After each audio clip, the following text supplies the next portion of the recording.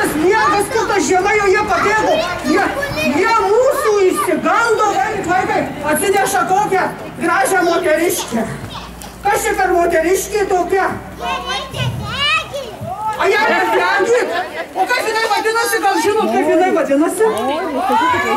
Morė, Kuotrė, Aukštaitijų Gavėnų vadina. Ir einame keliu.